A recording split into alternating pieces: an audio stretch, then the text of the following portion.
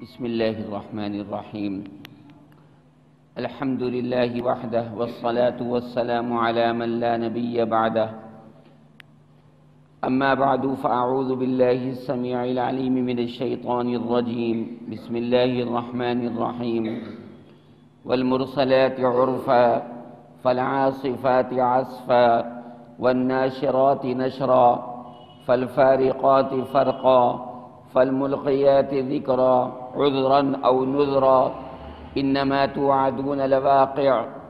رب اشرح لي صدري ويسر لي أمري واحلل عقدة من لساني يفقه قولي. علم الإنسان ما لم يعلم رب زدني علما. حضرات گرامی، آج ہم اللہ تبارک و تعالیٰ کے بے پایہ فضل و احسان کے طفیل، قرآن مجید کے طفیل اور نبی کریم صلی اللہ علیہ وسلم کی رحمت کے طفیل ایک نئی سورت کا آغاز کر رہے ہیں۔ اس سورت کا نام سورہ مرسلات ہے۔ وضاحت اور تفصیل، تشریح اور توضیح آپ حضرات کے سامنے جلد آنے والی ہے۔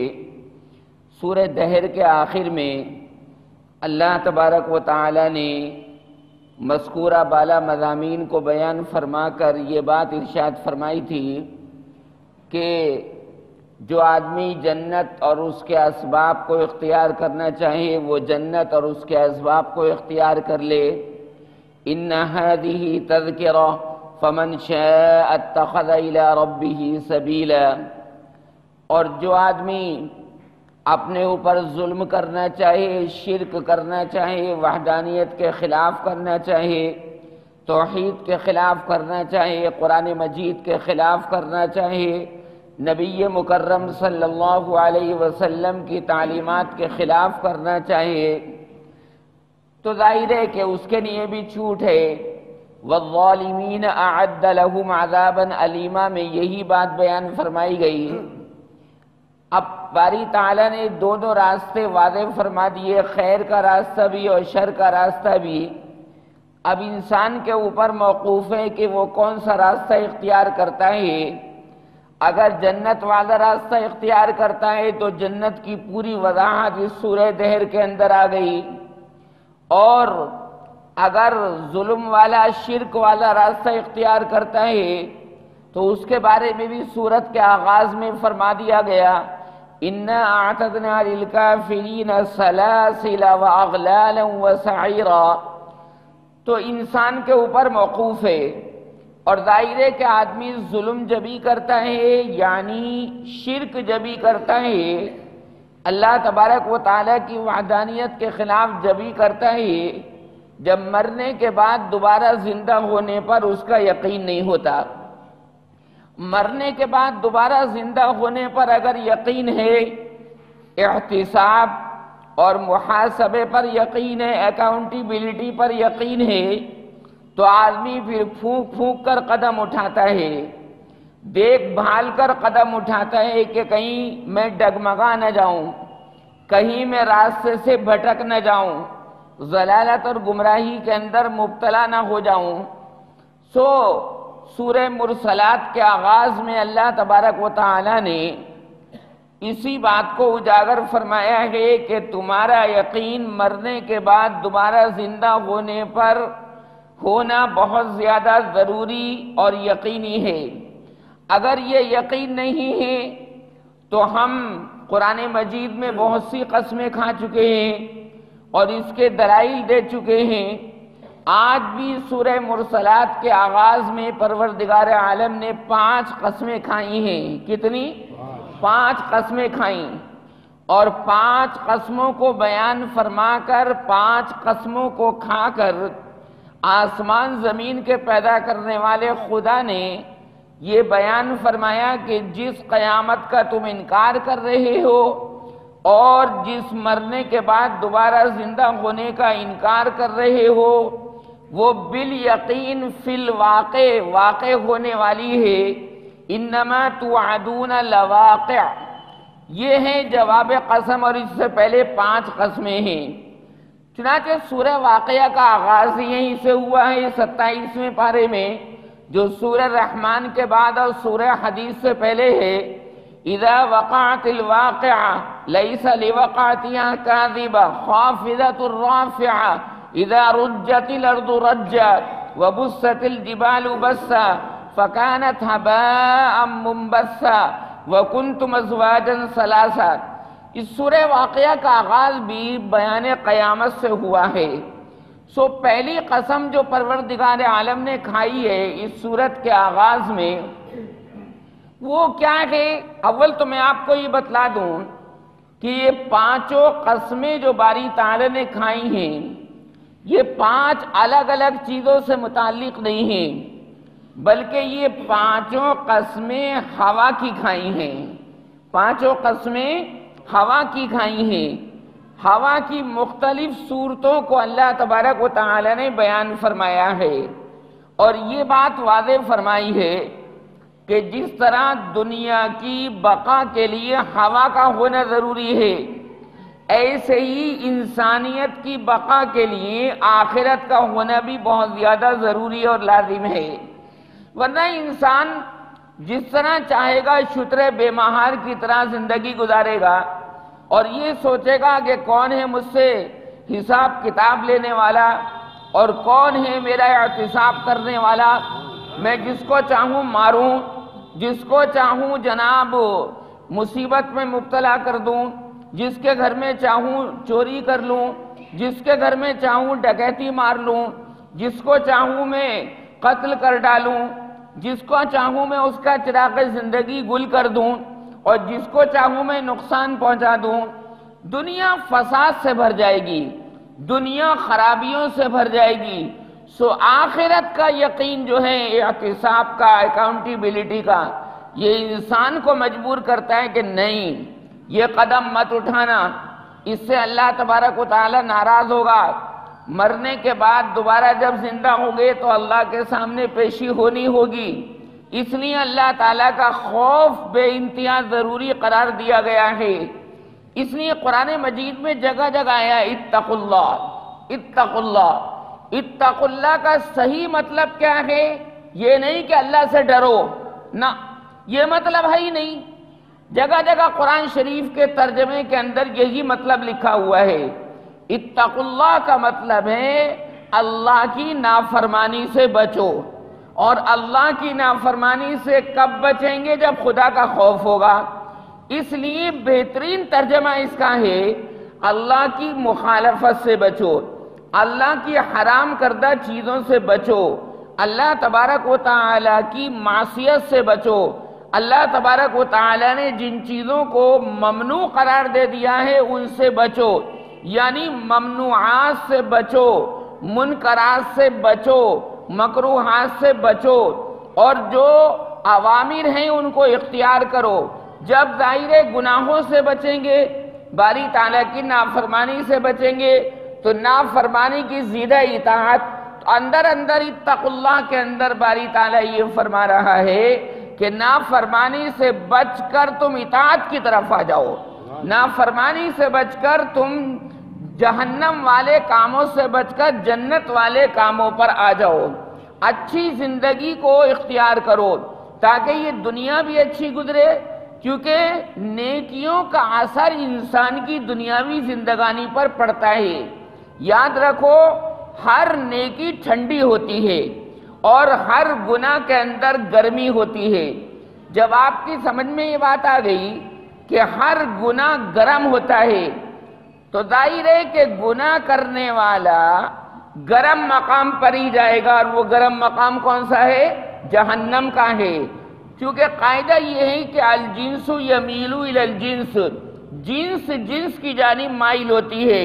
جیسے طوطا طوطے کی طرف مائل ہوتا ہے، طوطا طوطی کی طرف مائل ہوتا ہے، کبوتر کبوتری کی طرف مائل ہوتا ہے، بکرا بکری کی طرف مائل ہوتا ہے، بھینس کٹرے کی طرف مائل ہوتی ہے، گائے بیل کی طرف مائل ہوتی ہے۔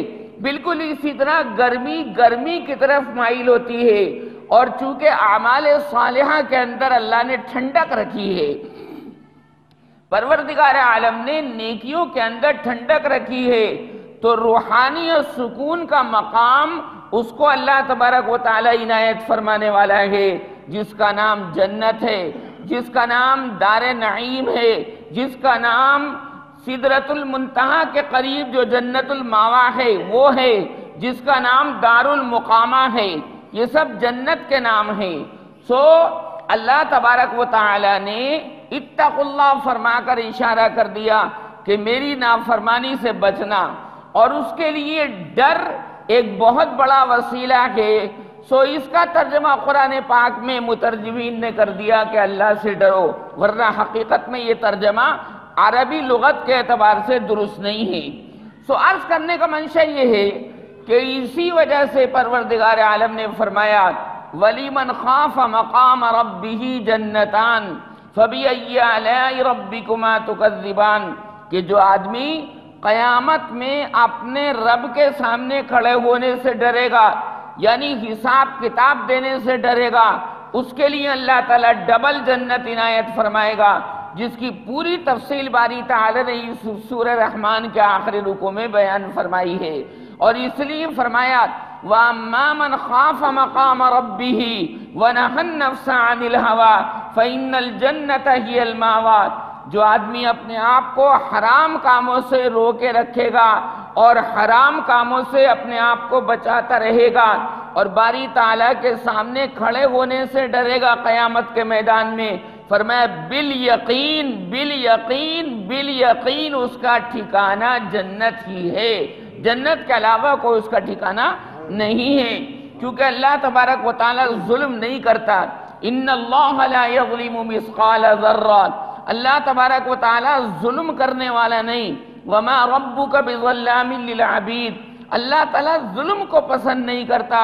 ان اللہ لا يحب الظالمین واللہ لا يحب الظالمین، لا يحب اللہ الجار بالسوء من القول الا من ظلم وکان اللہ سمیعا علیما۔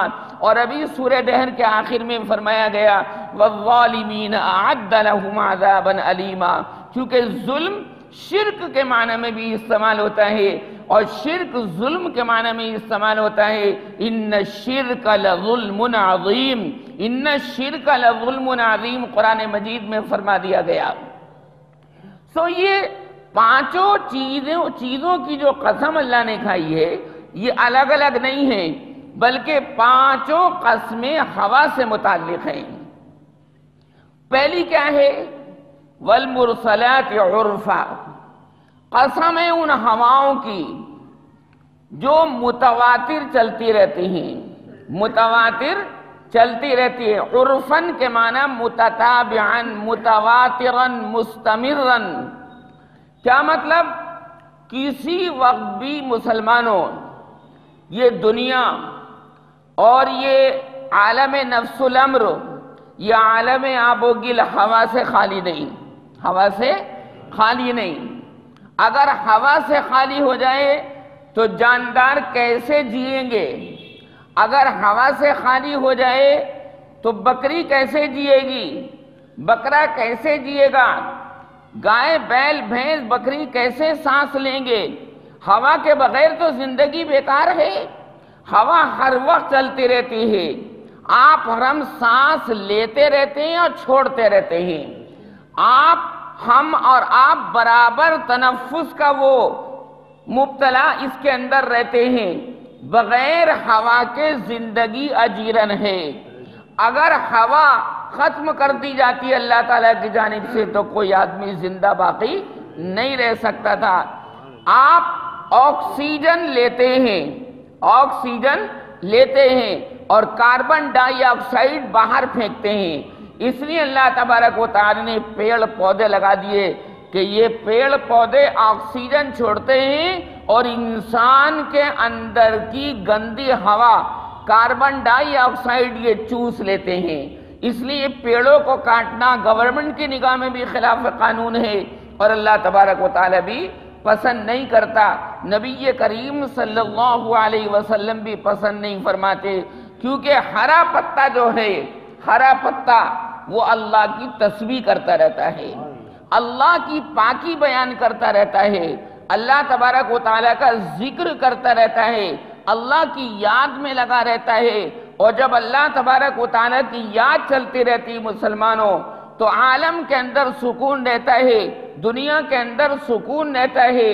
سو فرمایا گیا کہ یہ ہوا ہمارے لیے اور آپ کی بقا کے لیے بہت زیادہ ضروری اور لازم ہے۔ تو ہلکی ہلکی ہوا تو ہر وقت رہتی ہے۔ یہی وجہ ہے کہ جب آپ مکان تعمیر کرتے ہیں تو مکان کی تعمیر کرتے وقت وینٹیلیشن کا بہت خیال رکھتے ہیں، روشن دان آپ کھلواتے ہیں، آپ کھڑکیاں کھلواتے ہیں تاکہ تازی ہوا آپ کے کمرے میں آتی رہے، آپ کے مکان میں آتی رہے۔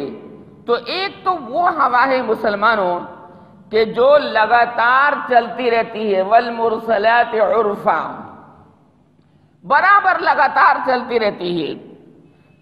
یہ اس کا مطلب یہ ہے کہ قسم ہے ان ہواؤں کی جو انسان کو، مخلوقات کو فائدہ پہنچانے کے لیے چلتی رہتی ہیں، والمرسلات عرفا۔ اس کے بعد کیا فرمایا گیا؟ فالعاصفات عصفا، پھر وہ ہوائیں کبھی کبھی اللہ تعالیٰ کے حکم سے تیز و تند ہو جاتی ہیں، طوفانی رفتار سے چلتی ہیں، جس کو آپ کہتے ہیں کہ آندھی آ گئی۔ آندھی بھی کیسی جھکڑ والی آندھی جو بسوں کو اور ٹرکوں کو اڑا کر لے جاتی ہے۔ کتنے طوفان دنیا کے اندر آتے رہتے ہیں۔ ابھی برازیل کے اندر اسی ہفتے طوفان آیا، امریکہ کے اندر طوفان آیا، اس میں بڑی بڑی گاڑیاں ایسے اڑ رہی تھیں جیسے کاغذ کا پرزہ اڑتا ہے۔ میرے اللہ اور آپ کے اللہ اور ساری کائنات کے اللہ کے اندر بڑی طاقت ہے، بڑی قوت ہے۔ اللہ تبارک و تعالیٰ بڑا مضبوط ہے۔ اللہ کا کوئی مقابلہ کرنے والا مائی کا لال نہیں۔ ساری مخلوقات مل کر بھی اگر باری تعالیٰ کی مخالفت کرنے پر آئیں تو ہار جائیں گی، لیکن اکیلا اللہ ان پر غالب رہے گا۔ اس لیے فرمایا گیا للہ الواحد القہار۔ قرآن میں جہاں بھی اللہ کے لیے واحد آیا ہے وہاں قہار کا لفظ ضرور آیا کہ اکیلا تو ضرور ہے اللہ، اکیلا تو ضرور ہے، لیکن اکیلا سب سے نمٹنے پر قادر ہے، سب کے اوپر غالب ہے۔ اس لیے اللہ تعالیٰ آخرت کی مثالیں یہاں دنیا کے اندر قائم کرتا رہتا ہے۔ اتنے بھاری بھاری ٹرک اور اتنی بھاری بھاری ریل گاڑیاں ہوا کے اندر پروردگار عالم ایسے ہی اڑا دیتا ہے۔ آپ کو یاد نہیں کہ پرانے زمانے کے اندر جو قوم عاد گزری ہے، حضرت ہود علیہ السلام کی قوم عاد کی دو قسمیں ہیں، ایک عاد اولا اور ایک عاد ثانیہ۔ عاد اولا حضرت صالح کو کہتی تھی کہ ہمارے بتوں نے اس کو پاگل کر دیا ہے، توبہ نعوذ باللہ، ہمارے بتوں نے اس ہود کا دماغ خراب کر دیا ہے، اور ہم اس ہود کے کہنے کی وجہ سے اپنے معبودوں کو چھوڑنے والے نہیں ہیں۔ وَمَا نَحْنُ بِتَارِكِي آلِهَتِنَا عَنْ قَوْلِكَ وَمَا نَحْنُ لَكَ بِمُؤْمِنِينَ، اے ہود تیرے کہنے سے ہم ان کو چھوڑنے والے نہیں ہیں۔ إِن نَقُولُ إِلَّا اعْتَرَاكَ بَعْضُ آلِهَتِنَا بِسُوءٍ قَالَ إِنِّي أُشْهِدُ اللَّهَ وَاشْهَدُوا أَنِّي بَرِيءٌ مِّمَّا تُشْرِكُونَ۔ اور ہم تو یہ جانتے ہو کہ ہمارے کسی بت نے تیرا دماغ خراب کر دیا ہے، جس کی وجہ سے تو بہکی بہکی باتیں کر رہا ہے۔ إِن نَقُولُ إِلَّا اعْتَرَاكَ بَعْضُ آلِهَتِنَا بِسُوءٍ۔ تو حضرت ہود علیہ السلام نے کیا فرمایا؟ فرمایا کہ میں اللہ کو گواہ بنا کر کہتا ہوں اور تم بھی گواہ بن کر رہنا کہ میں تمہاری بت پرستی سے بیزار ہوں، تمہاری بت پرستی سے آزاد ہوں، میرا بت پرستی سے کوئی تعلق نہیں اور بت پرستی کا مجھ سے کوئی تعلق نہیں ہے۔ چنانچہ یہ تو بڑے مگن تھے کہ ہم نے ہود علیہ السلام کی برائی بیان کر دی، جیسے آج کل بھی لوگ دیندار طبقے کا مذاق اڑاتے ہیں، داڑھی والے کا مذاق اڑاتے ہیں، نمازی کا مذاق اڑاتے ہیں، موبائل کی دنیا کے لوگ جو ہیں، لیکن یہ پتہ نہیں کہ یہ ہر چیز کا مس یوز بہت برا ہے، ہر چیز کا غلط استعمال بہت برا ہے۔ آج کل کے لوگ مذاق اڑانے پر تلے رہتے ہیں۔ اللہ تبارک و تعالی نے کلام پاک میں ارشاد فرمایا، قال ان تسخروا منا فإنا نسخر منکم کما تسخرون فسوف تعلمون من یاتیہ عذاب یخزیہ ویحل علیہ عذاب مقیم۔ آپ فرما دیجئے کہ اگر تم لوگ آج میرا مذاق اڑا رہے ہو تو کل کو قیامت میں ہم تمہارا مذاق اڑائیں گے جیسے تم ہمارا مذاق اڑا رہے ہو۔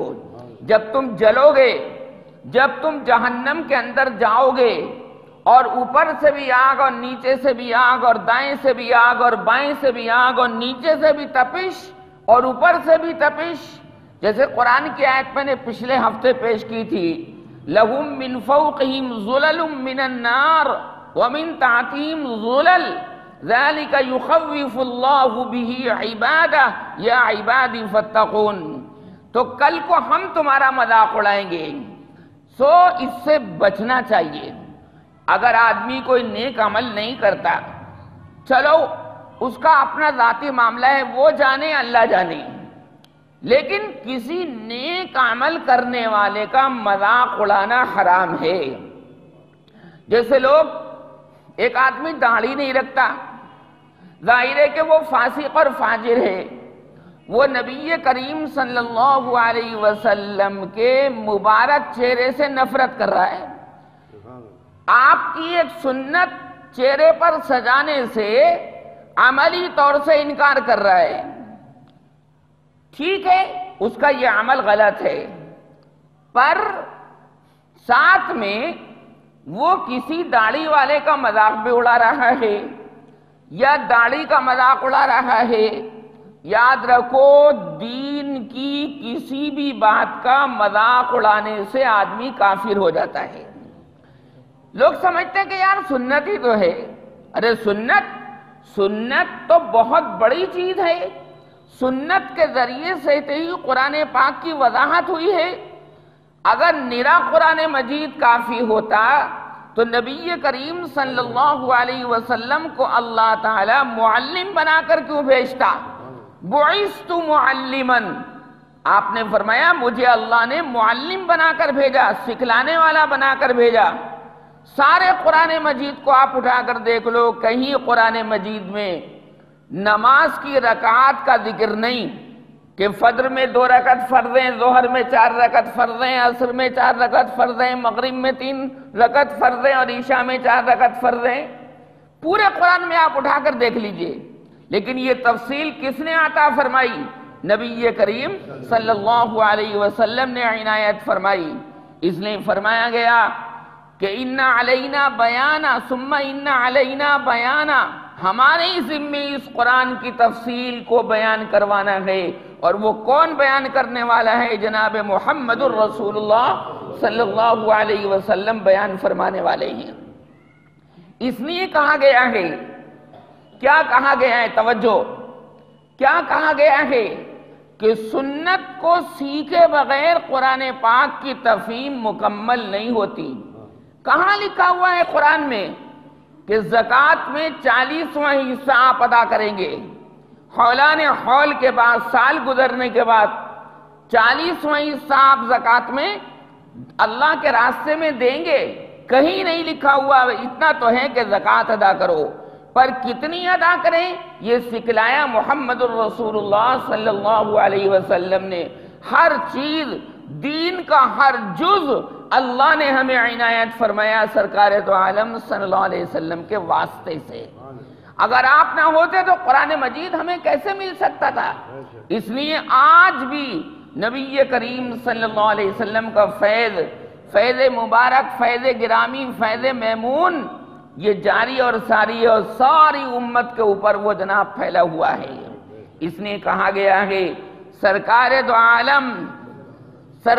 عالم آرام فرما رہے ہیں، سرکار دو عالم آرام فرما رہے ہیں رنگا رنگ پھولوں میں، سرکار دو عالم آرام فرما رہے ہیں رنگ رنگ پھولوں میں، حوریں جنت کی نعت پڑھ رہی ہیں جنت کے جھولوں میں۔ یہ حضور اکرم صلی اللہ علیہ وسلم کی نعت یہ جنت کے اندر بھی جاری اور ساری ہے اور دنیا کے اندر بھی جاری اور ساری ہے، اور لاکھوں کروڑوں اربوں خربوں درود شریف روزانہ پڑھا جاتا ہے جناب محمد الرسول اللہ صلی اللہ علیہ وسلم کی ذات قدسی صفات پر۔ تو فرمایا گیا کہ قوم عاد جو تھی یہ بڑی پروردگار عالم نے بے مثال قوم پیدا کی تھی۔ خود قرآن مجید میں اللہ تبارک و تعالی ارشاد فرما رہا ہے، اور کیا ارشاد فرما رہا ہے؟ والفجر وليال عشر والشفع والوتر والليل اذا يسر هل في ذلك قسم لذي حجر الم تر كيف فعل ربك بعاد ارم ذات العماد التي لم يخلق مثلها في البلاد، کہ قوم عاد کی طرح تو ہم نے کسی قوم کو پیدا نہیں کیا۔ قوم عاد لمبے تڑنگے لوگ ہوتے تھے، 500 من کا پتھر پہلوان صاحب ایسے ہی لڑکا دیا کرتے تھے، اتنی طاقت اور قوت۔ جس وقت ان کو ہلاک کیا گیا ہے تو ان کی آنکھوں کے اندر پرندوں نے گھونسلے بنا لیے، اس قدر اللہ نے، یہ خود قرآن میں کہا اللہ نے، التی لم یخلق مثلها فی البلاد، پیدا ہی نہیں کیا اس جیسا، لمبے تڑنگے۔ پھر جب حضرت ہود علیہ السلام کا مذاق اڑایا، اللہ کے نبی کا مذاق اڑایا، تو باری تعالیٰ نے پھر ایسا بدلہ لیا، ایسا بدلہ لیا کہ اس جیسا بدلہ کوئی لے ہی نہیں سکتا۔ یا قاہر ذا البطش الشدید انت الذی لا یطاق انتقامہ یا قاہر، اے پکڑ کرنے والے کہ جب تو پکڑ کرنے پر آتا ہے تو پھر جس کی پکڑ ہوتی ہے وہ چیں بول جاتا ہے، وہ ہار جاتا ہے۔ اللہم احفظنا، اللہ ہمیں آپ کو اپنی پکڑ سے بچائے۔ ان بطش ربک لشدید، تیرے رب کی پکڑ بہت زیادہ سخت ہے۔ اللہ نے فرمایا 12ویں پارے میں سورہ ہود کے اندر ہی، ان اخذہ علیم شدید، اس کی پکڑ علم رساں بھی ہے اور بہت زیادہ سخت بھی ہے۔ تو جب پکڑ کرنے پر اللہ تبارک و تعالی آیا تو اس زمانے کے اندر اس قوم کی بستی میں قحط پڑا ہوا تھا، بارشیں بند تھیں۔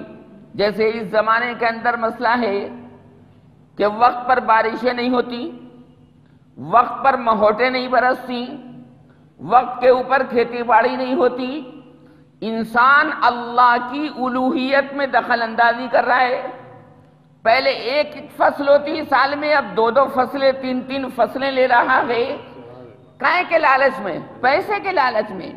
سرکار دو عالم صلی اللہ علیہ وسلم نے ارشاد فرمایا، کیا ارشاد فرمایا؟ لِكُلِّ أُمَّةٍ فِتْنَةٌ، ہر امت کا کوئی نہ کوئی خاص فتنہ رہا ہے۔ وَفِتْنَةُ أُمَّتِي الْمَالِ، اور میری امت کا فتنہ مال ہے، مال۔ آج یہ امت مال کے پیچھے لگی ہوئی ہے۔ یہ حدیث پاک جو میں نے آپ کو سنائی، امام احمد بن حنبل نے اپنی مسند کے اندر اس کو روایت فرمایا ہے۔ یہ میری امت کا فتنہ کیا ہے؟ مال ہے۔ کسی طریقے سے بھی مال آ جائے، ادھر سے آ جائے، ادھر سے آ جائے، آگے سے آ جائے، پیچھے سے آ جائے۔ آدمی 4 ہزار روپے، 4.5 5 ہزار روپے اپنے گھر سے بھر رہا ہے کہ میرا بیٹا اس قابل ہو جائے کہ پیسہ کمانے لگے۔ پیسہ کمانا کوئی بری چیز نہیں، لیکن اتنا جتنے کی ضرورت ہو۔ اللہ تبارک و تعالیٰ کبھی پسند نہیں کرتا کہ میرا بندہ مال کے فتنے میں لگ کر مجھ خدا کو بھول جائے، کبھی نہیں۔ جیسے کہا گیا ہے کہ خیال رزق ہے، رزاق کا خیال نہیں۔ روزی کے پیچھے سب بھاگ رہے ہیں اور روزی دینے والے کو سب فراموش کر بیٹھے ہیں، سب بھول چکے ہیں۔ اس لیے اللہ تبارک و تعالیٰ ایسے پیسے کو روکتا بھی نہیں۔ سرکار دو عالم صلی اللہ علیہ وسلم نے کیا ارشاد فرمایا اللہم ارزق آل محمد قوتاً، اے اللہ میرے چاہنے والوں کو بقدر ضرورت روزی دینا۔ کیا دعا فرمائی سرکار نے؟ میرے چاہنے والوں کو بقدر ضرورت روزی دینا۔ ایسا نہ ہو کہ دنیا ان پر وسیع ہو جائے، ایسا نہ ہو کہ مال ان کے اوپر وسیع ہو جائے، ایسا نہ ہو کہ سونا چاندی ان کے اوپر وسیع ہو جائے اور وہ اس مال کے چکر میں پھنس کر اپنا مقصد تخلیق بھول جائیں، اپنا مقصد تخلیق فراموش کر دیں۔ ان کا مقصد تخلیق کیا ہے؟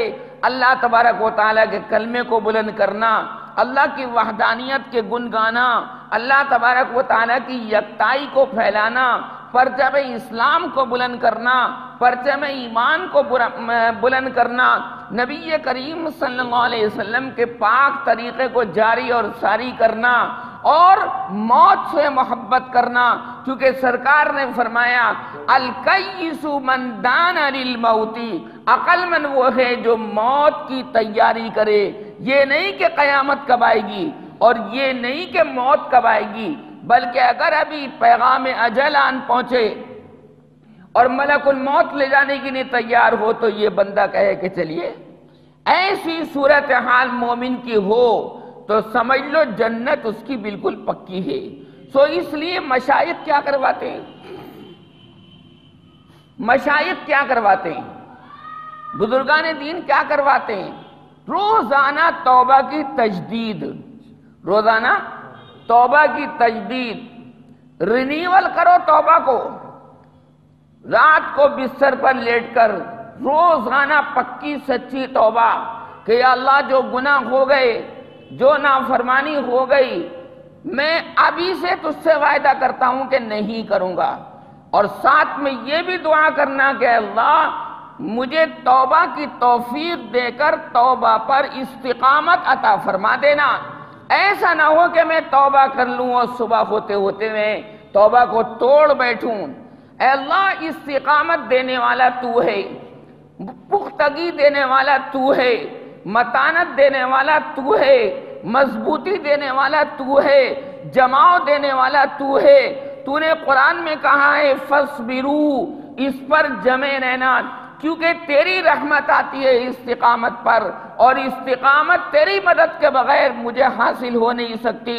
لہذا اے اللہ میری مدد فرما دینا، میری توبہ کو ٹوٹنے سے بچانا، میری توبہ کو شکستہ ہونے سے بچانا۔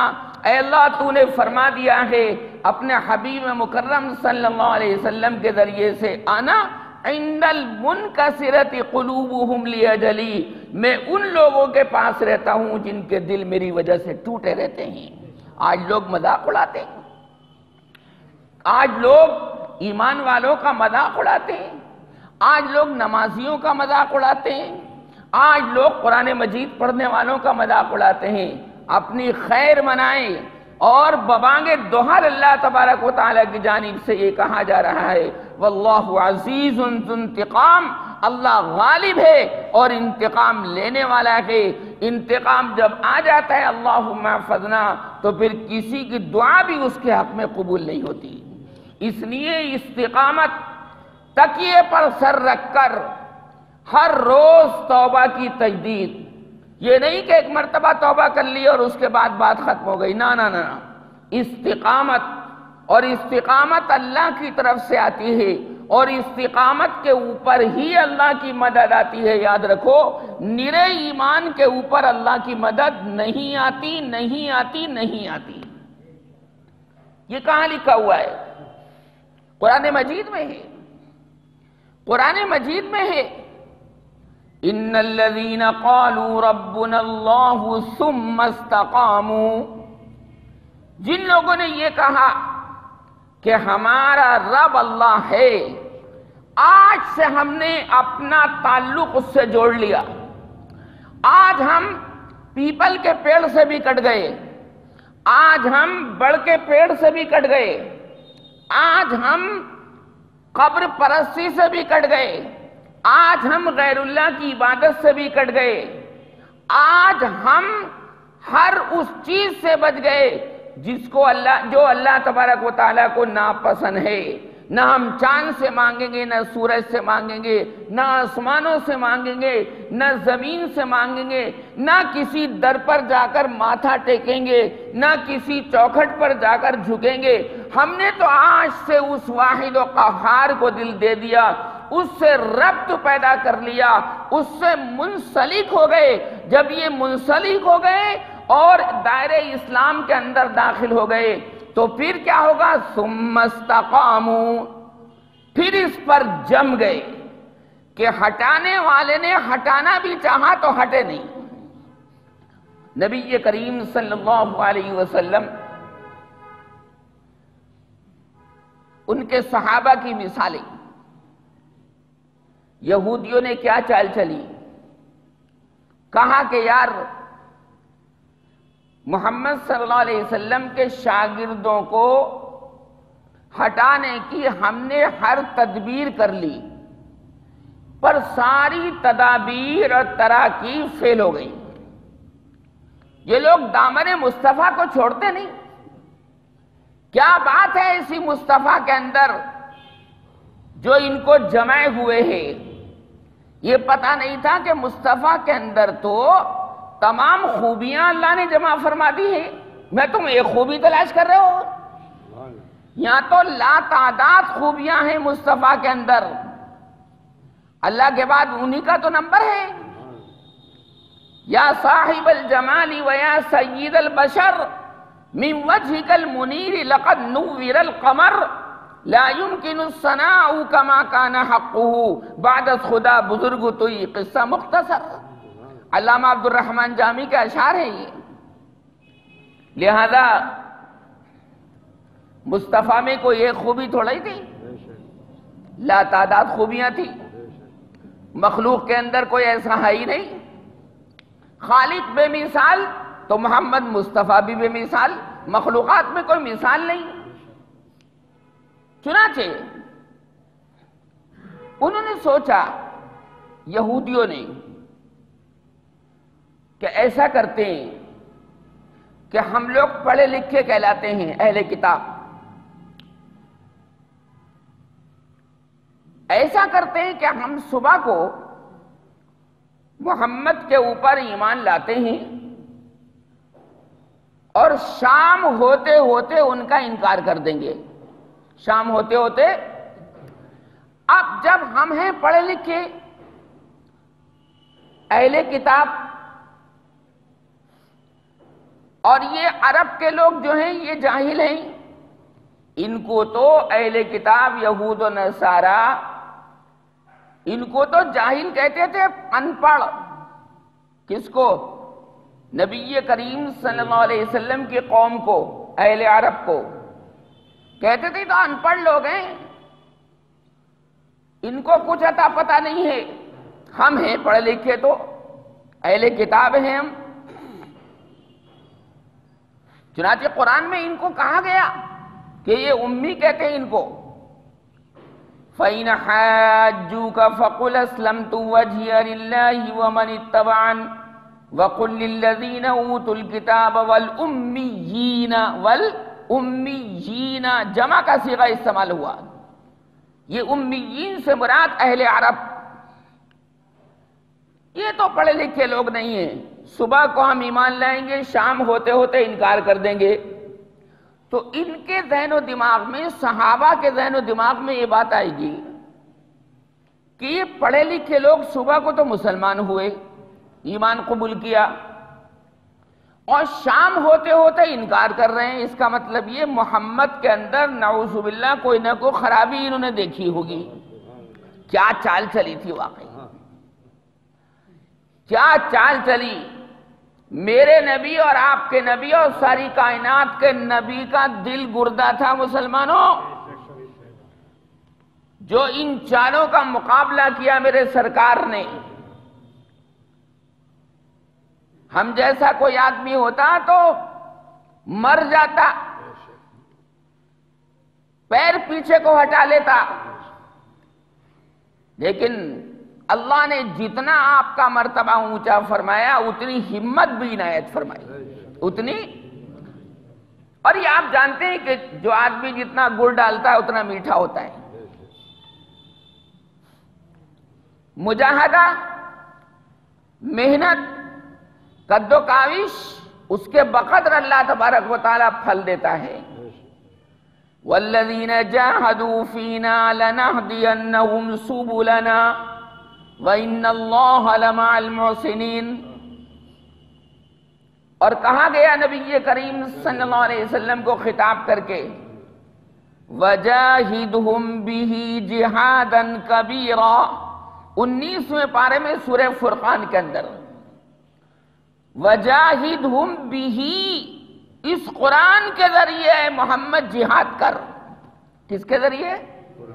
قرآن سنا، قرآن جتنا قرآن سنائے گا، قرآن میرا کلام ہے، میرا کوئی جواب نہیں تو میرے کلام کا بھی کوئی جواب نہیں۔ جب میرا کوئی جواب نہیں، میرے کلام کا کوئی جواب نہیں تو تیرا بھی کوئی جواب نہیں۔ یہ ہار جائیں گے لیکن ایک آیت میرے قرآن جیسی بنا کر لا نہیں سکتے۔ کیا فرمایا گیا؟ کھولو نا 19واں پارہ سورہ فرقان، دیکھو، وَجَاهِدْهُمْ بِهِ جِهَادًا كَبِيرًا، اس قرآن کے ذریعے بڑا جہاد کر۔ کس کے ذریعے؟ قرآن کے ذریعے۔ علامہ محمود حسن علیہ الرحمہ جب مالٹا جیل سے تشریف لائے انگریز کے زمانے میں، اور انگریز نے 80 سیر مکہ پسوائی اور کوڑے مارے، حضرت کی کمر کوڑے کھاتے کھاتے کالی ہو گئی تھی۔ دین اس کا نام نہیں کہ آدمی گاؤں تک یا بیٹھ کے مدرسے میں بیٹھ جائے، نہ۔ کس نے کہا یہ کس نے کہا؟ دین تو نام ہے، عالم نام ہے اس شخصیت کا کہ جو اسلام کے منور چہرے پر لوگوں نے داغ لگا دیے، ان داغوں کو دھو دینا، یہ ہے عالم کا کام۔ یہ نہیں کہ گاؤں تک یہ لگائے بیٹھے ہیں اور چائے پی رہے ہیں اور مدرسے کا کھا رہے ہیں اور پی رہے ہیں، نہ، یہ کام ہی نہیں، یہ کام ہی نہیں۔ تو حضرت کو وہاں جزیرہ انڈمان نکوبار میں، اس زمانے کے اندر اس کو بولتے تھے کالا پانی۔ کیا بولتے تھے؟ کالے پانی کی سزا، قید کر دیا، کوڑے برسائے۔ تو حضرت جب وہاں سے رہا ہو کر تشریف لائے، قصہ مختصر، اور دلی کے اندر ڈاکٹر انصاری کی کوٹھی پر قیام فرمایا۔ بوڑھے ہو چکے تھے، کوڑے کھاتے کھاتے کھاتے کھاتے کمزوری آ گئی تھی۔ 80 سیر مکئی پسوائی ہے روزانہ، قید با مشقت، کیا کہلاتی ہے؟ تو حضرت رونے لگے چارپائی پر۔ تو ڈاکٹر انصاری نے پوچھا کہ حضور آپ رو رہے ہیں؟ فرمایا کہ میں اس بات پر، کسی بات پر نہیں رو رہا، بلکہ اس بات پر رو رہا ہوں کہ میں شہادت کی تمنا لے کر وہاں گیا تھا کہ انگریز مجھے سولی پر چڑھا دے گا تو میں کامیاب ہو جاؤں گا۔ ایک مرتبہ آرڈر بھی جاری ہو گئے سولی کے. عربی میں سولی کو صلیب کہتے ہیں، صلیب. آرڈر جاری ہو گئے انگریز کی طرف سے. حضرت کو اطلاع ہوئی کہ آپ کی سولی کے آرڈر جاری کر دیے گئے تو حضرت تو بڑے خوش ہوئے. بھئی دل کی تمنا جو پوری ہونے والی تھی، صحابہ کی طرح شہادت جو ملنے والی تھی. شہادت ہے مقصود و مطلوب مومن، نہ مال غنیمت نہ کشور کشائی. تو حضرت تو بڑے شگفتہ ہو گئے، خندہ ہو گئے، تبسم فرمایا، ہنسنے لگے. انگریز جیلر کو پتہ چلا کہ حضرت مولانا تو بہت خوش ہیں. اس نے اپنے بڑے آفیسر کو اطلاع دی کہ یہ تو بڑے خوش ہیں سولی کے نام پر. شاید امتحان لے رہا تھا وہ حضرت کا. یہ تھے پکے ایمان والے. کیسے؟ پکے ایمان والے. یہ وہ شخصیت ہے کہ دارالعلوم دیوبند کا یہ پہلا شاگرد ہے. دارالعلوم دیوبند کا پہلا شاگرد، انار کے نیچے اس نے پڑھا. اس کے استاد کا نام بھی محمود تھا اور اس کا خود کا نام بھی محمود حسن. چنانچہ اس نے بڑے آفیسر نے حضرت کی جو سولی کی سزا تھی نا واپس لے لی کہ ہم ایسا کام ہی نہیں کریں گے کہ جس سے یہ خوش ہو. سولی کی سزا واپس لے لی. سولی کی سزا بھی واپس لیتا ہوگا. کہا کہ ان کو خوش نہیں کرنا اور یہ سولی کی سزا پر خوش ہیں، سو ان کو خوش نہیں کرنا. تو حضرت جب دلی واپس آئے تو چارپائی پر لیٹے ہوئے رو رہے ہیں اور کمر کا کوئی حصہ ایسا نہیں تھا جہاں کا حصہ کالا نہ ہو، کوڑے کھاتے کھاتے. اور پوزیشن یہ تھی مسلمانوں کہ جب پانی کو کہتے تھے تو انگریز آفیسر پیشاب کرتے تھے کہ لے یہ پی لے. سوچیں وہ لوگ جو گاؤں تکیہ لگائے بیٹھے ہیں، سوچیں اس کا نام عالم نہیں ہے. سوچیں کہ کس طرح ہمارے علماء اور اسلاف نے کیسے کارہائے نمایاں انجام دیے. یہ جو آگ ہے نا، یہ آگ، اس آگ کو بہت پسے پش ڈالنا پڑتا ہے. جتنے دنوں کی چھٹی ہوتی تھی ہمارے اکابر کی سفر کی وجہ سے، اتنے دنوں کی تنخواہ کٹواتے تھے. یہ ہے تقوی. کون مقابلہ کرے گا 20 دن کے ناغے اور تنخواہ پوری؟ سننے ہیں پہلوان صاحب، یہ تقوی نہیں ہے. یہ نہیں ہے. چنانچہ کتنا ہی بڑا اجلاس کر لو تاثیر پیدا نہیں ہوتی. کیوں نہیں ہوتی پیدا؟ چونکہ دین اپنے اندر خود نہیں. اور یہی مولانا محمود حسن علیہ الرحمہ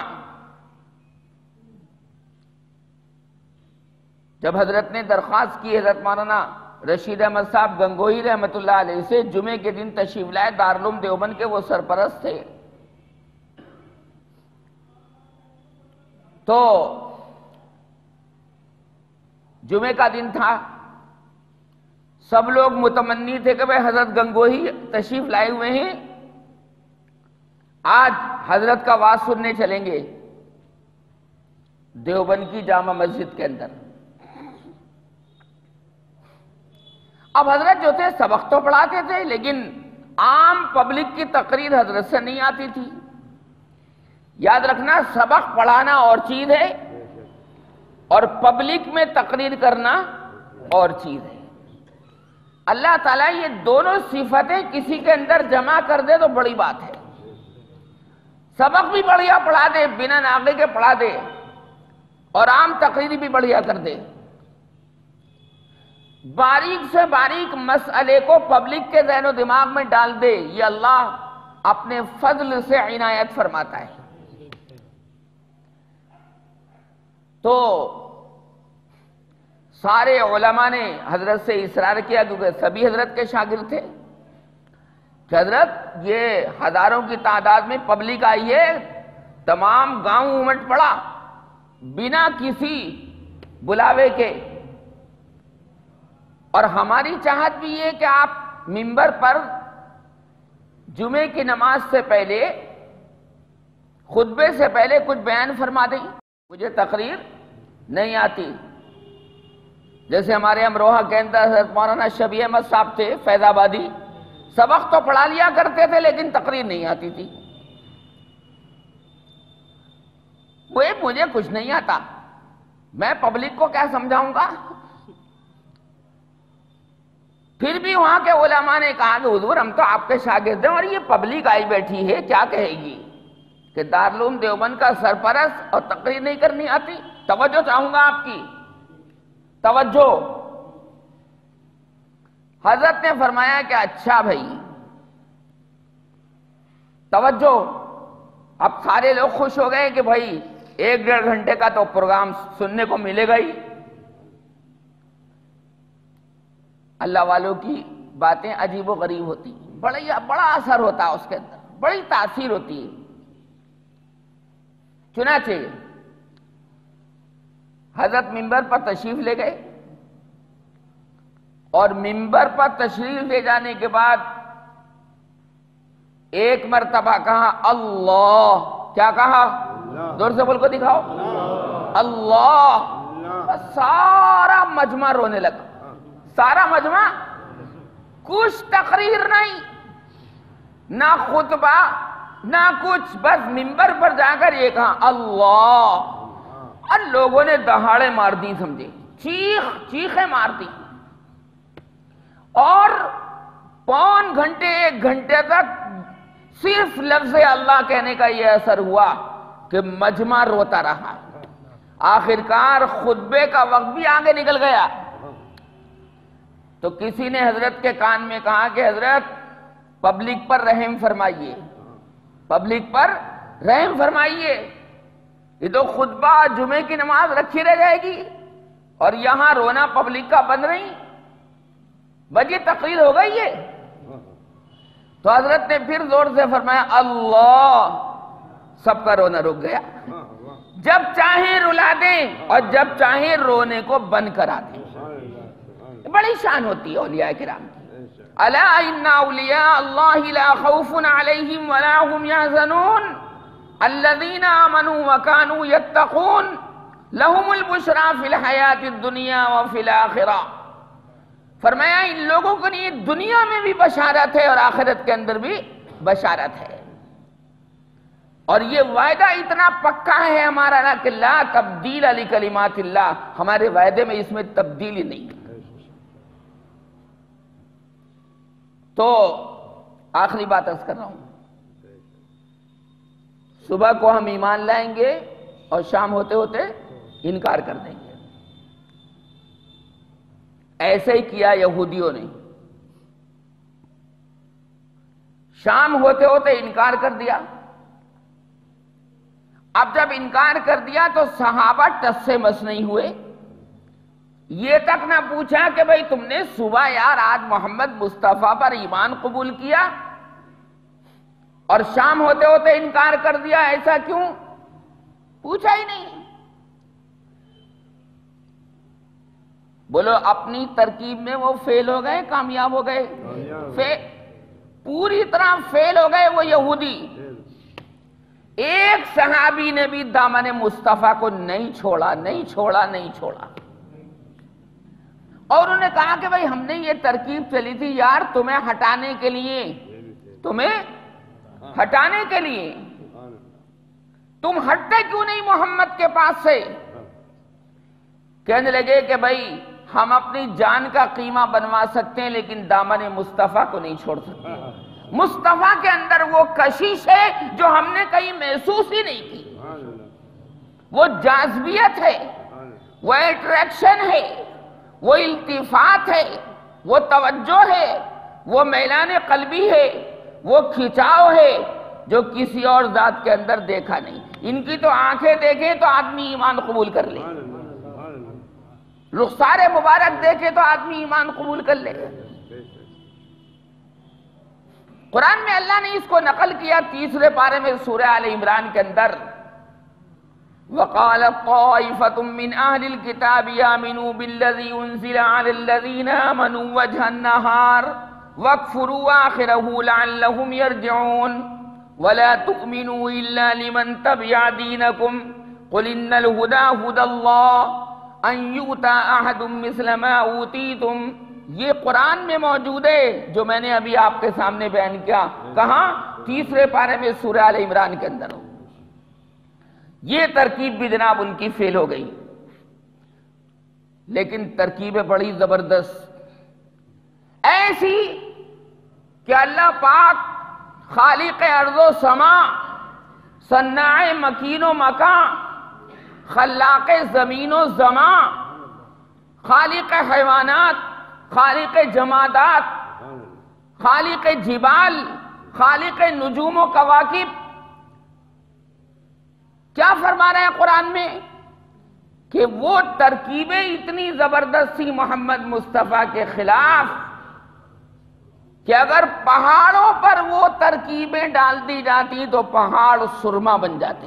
یہ تو محمد مصطفیٰ کا دل تھا، یہ محمد مصطفیٰ کا دل تھا۔ دور سے بولو صلی اللہ علیہ وسلم۔ وَقَدْ مَكَرُوا مَكْرَهُمْ وَعِنْدَ اللَّهِ مَكْرُهُمْ وَإِنْ كَانَ مَكْرُهُمْ لِتَزُولَ مِنْهُ الْجِبَالِ۔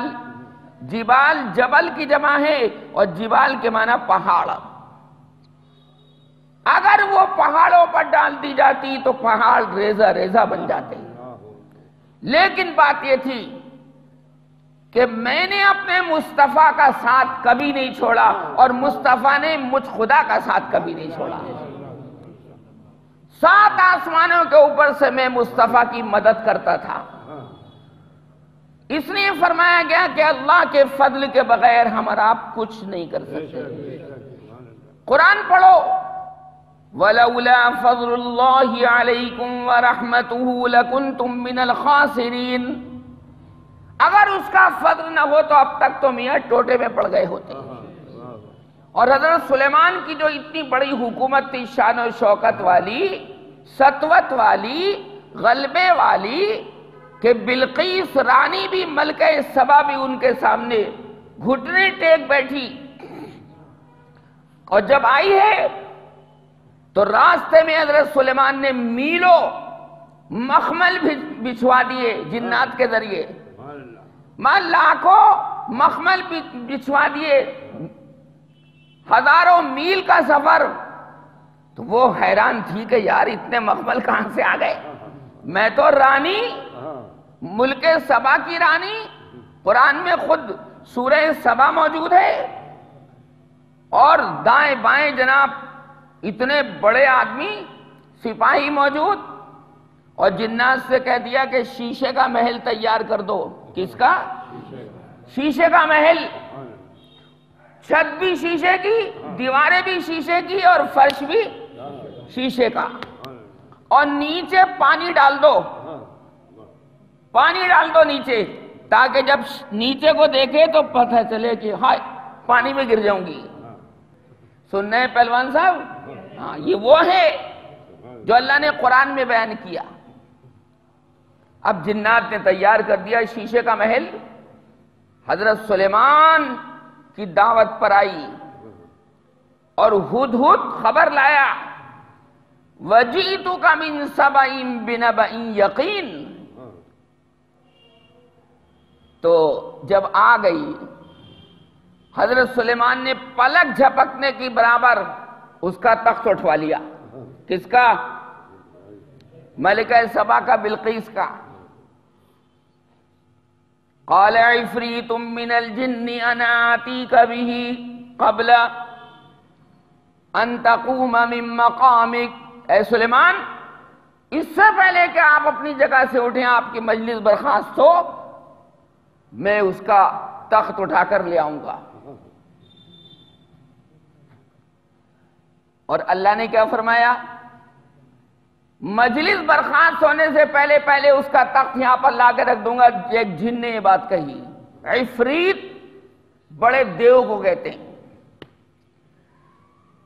اللہ نے فرمایا میں کیا باتیں کرتا ہے یہ جن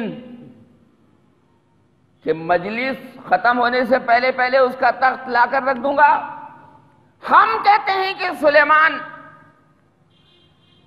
پلک جھپکنے سے پہلے اس کا تخت ہم لا کر رکھ دیں گے۔ خدا تو بھائی خدا ہے یار، اللہ تو اللہ ہے۔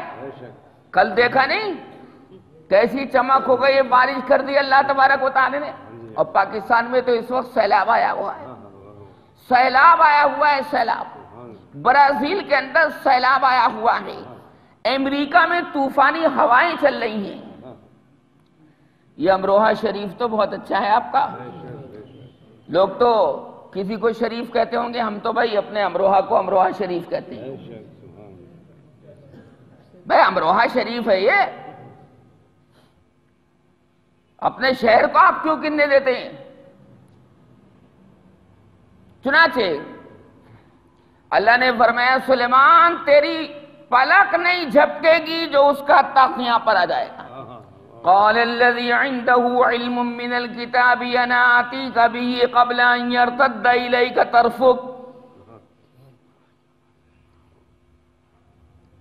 چنانچہ استقبال کرنے کے لیے حضرت سلیمان علیہ السلام شیشے کا محل تیار کروایا۔ رانی تھی نا، سرکار نے فرمایا انزل الناس منازلہم، لوگوں کو ان کی حیثیت کے مطابق عزت دو۔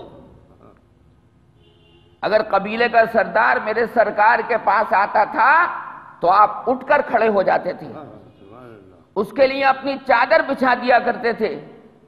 کیوں؟ اس لیے کہ اپنی قوم کا وہ سردار ہے، سردار کو سردار کا مقام دو۔ انزل الناس، کیا تعلیم ہے حضور صلی اللہ علیہ وسلم کی۔ برادری کا چودھری آ جائے تو بھائی کھڑے ہو کر تو استقبال کرنا ہی ہے۔ چنانچہ تشریف لائیے، آئیے آئیے تشریف لائیے، قدم رنجا فرمائیے، اندر آئیے۔ تو قرآن کہتا ہے کہ جب اس نے یہ دیکھا کہ ہیں شیشے کا فرش اور نیچے پانی، تو قرآن کہتا ہے کہ شلوار کے پائچے اوپر کر لیے۔ کس نے؟ ارے بولو تو صحیح، کس نے؟ بلقیس نے شلوار کے پائچے اوپر کر لیے۔ حضرت سلیمان نے فرمایا کہ یہ کیا کر رہی ہو؟ لیکن پائچے بھیگ جائیں گے، پائچے بھیگ جائیں گے۔ اللہ بھی صاحب کیا محبت کرنے والا ہے کہ ساری چیزیں قرآن میں کھول کر رکھتی، مگر نگاہ بھی تو ہو یار قرآن کے اوپر، مزہ تو جبھی ہے۔ فلما رآہ کشفت عن ساقیہا، کشفت عن ساقیہا، ایک دم پائچے اوپر کر لیے۔ حالانکہ بھئی وہ تو شیشہ تھا، مگر شیشہ اتنا چمکدار تھا کہ ایسا لگ رہا تھا کہ پانی میں بہر پڑ جائے گا۔ قال انہ صرح ممرد من قواریر، تو حضرت سلیمان نے فرمایا باولی کہیں کی، کٹ باولی، باولی کہیں کی، ہٹ، ارے تو شیشہ ہے۔ کہ اچھا میں تو سوچ رہی تھی کہ پانی میں پیر پڑے گا، شیشہ ہے۔ قال انہ صرح ممرد من قواریر، پھر کہنے لگی جب یہ دیکھا کہ سلیمان کی بادشاہت، کہنے لگی بھئی جب سلیمان انسان کی بادشاہت اتنی بڑی ہے تو اس مالک الملک کی بادشاہت کتنی بڑی ہوگی۔ اسی وقت کلمہ نکل گیا، لا الہ الا اللہ سلیمان رسول اللہ۔ کہنے لگی اسلمت مع سلیمان للہ رب العالمین۔ 19واں پارہ اٹھا کر دیکھو سورہ نمل، میں تو سلیمان کے ہاتھ پر مسلمان ہو گئی۔ اور کس کے لیے مسلمان ہوئی؟ کس کی خوشنودی کی خاطر؟ اس اللہ کی خاطر کے جو تمام عالموں کو پالنے والا ہے۔ اسلمت مع سلیمان للہ رب العالمین۔ تو میں کیا عرض کر رہا تھا؟ میں یہ عرض کر رہا تھا کہ اللہ تبارک و تعالی نے قوم عاد کے بڑے بڑے تنومند انسانوں کو کاغذ کے ٹکڑوں کی طرح اڑا دیا۔ یہ ہے ہوا کی طاقت۔ الحاقۃ ما الحاقۃ وما ادراک ما الحاقۃ كذبت ثمود وعاد بالقارعة فأما ثمود فأهلكوا بالطاغية وأما عاد فأهلكوا بريح صرصر عاتية سخرها عليهم 7 ليال و8 أيام حسوما فترى القوم فيها صرعا كأنهم أعجاز نخل خاوية فهل ترى لهم من باقية۔ یہ پوری قوم عاد کی ہلاکت کا ذکر ہے۔ یہ ہوا کے جھونکے طوفانی ہوا تھی۔ کیسی تھی؟ طوفانی ہوا۔ قرآن کہتا ہے 7 راتوں اور 8 دنوں تک چلتی رہی، کبھی بند نہ ہوئی، اور لاشوں کی لاشیں ادھر سے ادھر بکھری پڑی، ایک لاش پورب میں اور ایک لاش پچھم میں۔ اللہ سے مقابلہ کون کر سکتا ہے؟ اللہ اپنی عظمت کا یقین ہمارے آپ کے دلوں میں بٹھا دے، ہماری نسلوں کے دلوں میں بٹھا دے، اور ہمیشہ ہم کو اور ہماری نسلوں کو قیامت تک آنے والی آل اولاد کو مومن کامل بنا کر رکھے اور دین کا مجاہد اور دین کا سپاہی بنائے۔ بس آج کی تقریر یہیں روکتے ہیں، انشاءاللہ باقی مضمون اگلے پیر کو ذکر کریں گے۔